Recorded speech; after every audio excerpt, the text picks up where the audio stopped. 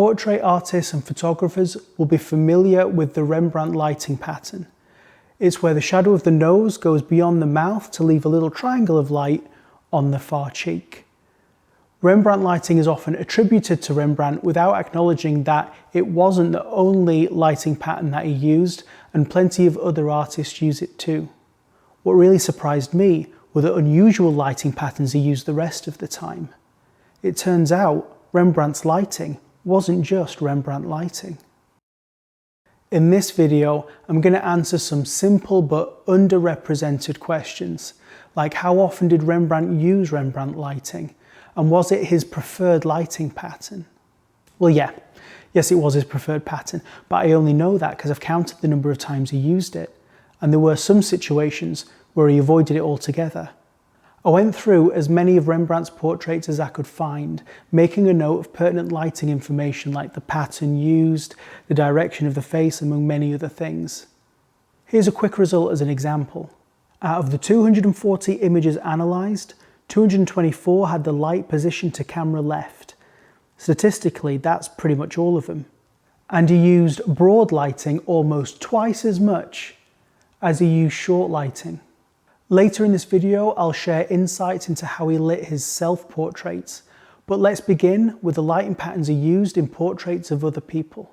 While researching, I found that Rembrandt used pretty much every pattern of light except for flat lighting, and that makes sense because we need shadows to make things appear three-dimensional and more lifelike. And that included lighting from below.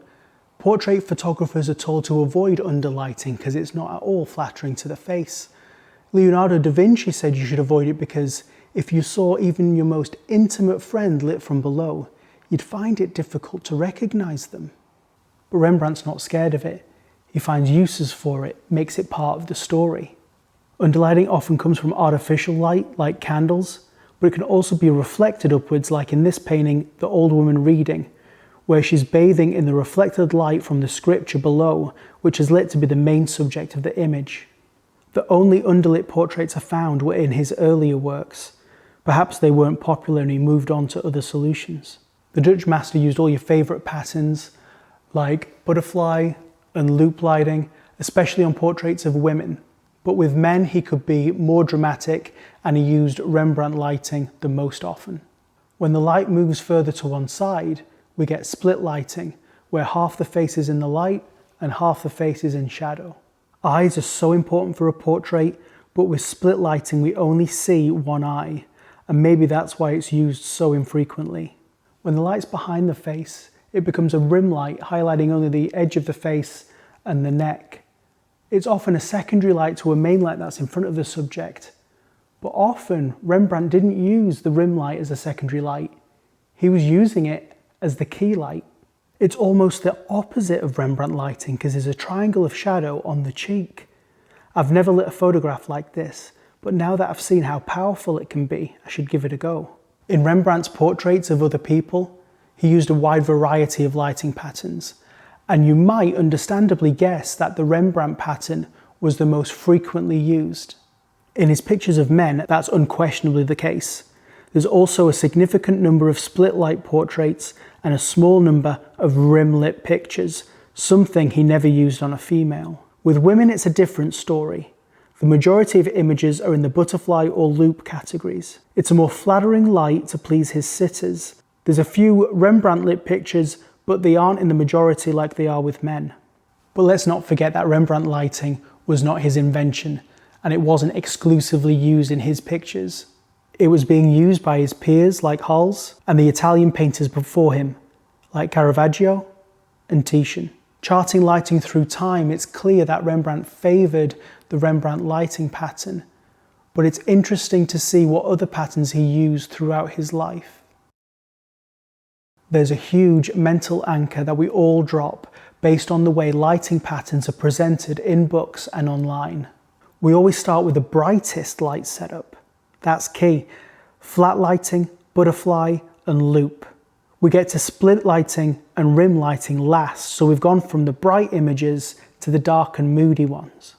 But when we look at Rembrandt's lighting patterns over time, it's all turned on its head. He showed himself as a moody youngster. He's hiding in the shadows with a rim light only exposing his cheek. Perhaps he's not confident enough to show his face. Perhaps he's saying that there's more to come. In the same period, he shows us a little more using a split light so we almost see the near eye, though it's still almost in the shadow of his hat. An older Rembrandt settles into the habit of adding a little triangle of light to the far cheek so we get illumination on both of his eyes. Let's think about how we got here. It was through the addition of light, not the subtraction of light. He's revealing himself over time. Towards the end, he even goes as far as using a butterfly lighting pattern. It's the most exposed likeness of him. This is the only example I found, and later self-portraits reverted back to his more familiar Rembrandt pattern.